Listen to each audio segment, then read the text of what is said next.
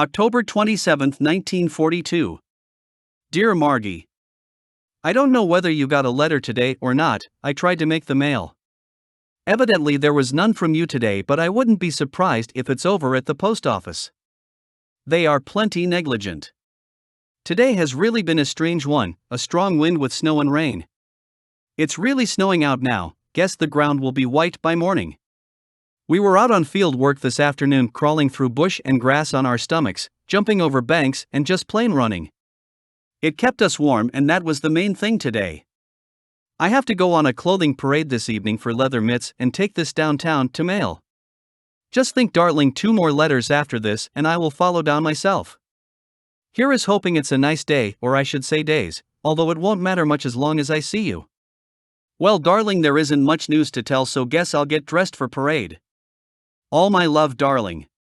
As ever. Roger XXX. P.S. I got 72% in my first gas test. October 28, 1942. Dear Margie, I have just finished reading your letter while lying on the bunk waiting for the RPs to inspect my feet. We have just come off a 10-mile march. It is a rule that our feet must be inspected for blisters, etc.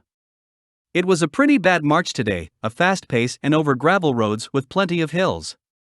The roads were wet, so you can imagine most of the lads are pretty tired, including this one. I took a few snaps today but doubt whether I will get them developed before Friday. By the way, dear, I hope to be in Toronto around 5 or 6. I expect to motor down with a lad going to Hamilton. Wouldn't it be great if we could go through with him and then on to the falls? So darling, you just came straight home. Friday night at 5 o'clock, and that goes for Saturday noon as well. Yes, darling, I guess this is my last leave at this camp, but there is a possibility of me going to London or Sarnia. They are building engineer camps there, so I am keeping my fingers crossed. I would like to phone you tonight, dear, but I couldn't buy a free lunch. Spent my last money on tobacco and stamps. On top of being broke, I broke my pipe. Did I ever swear? Well, darling, guess this is all for now. All my love, sweetheart. As ever. Roger XXXX. November 2nd, 1942. Dear Margie. Well, darling, here it is Monday, and I must say that I'm pretty tired. We didn't leave the hotel until nearly 11. One of the chaps didn't turn up. On top of that, we were delayed at Barrie and didn't land home until nearly 4. I drank so much coffee that I have felt pretty sick all day. We had a gas test in the gas chamber this afternoon. My eyes are still sore. So is my arm as a result of another needle, the last period. I say, what a day.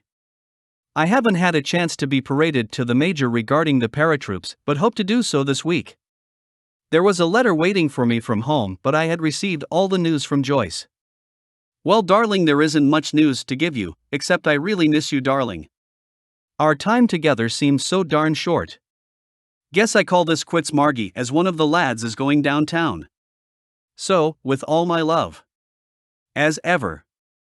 Roger XXXX.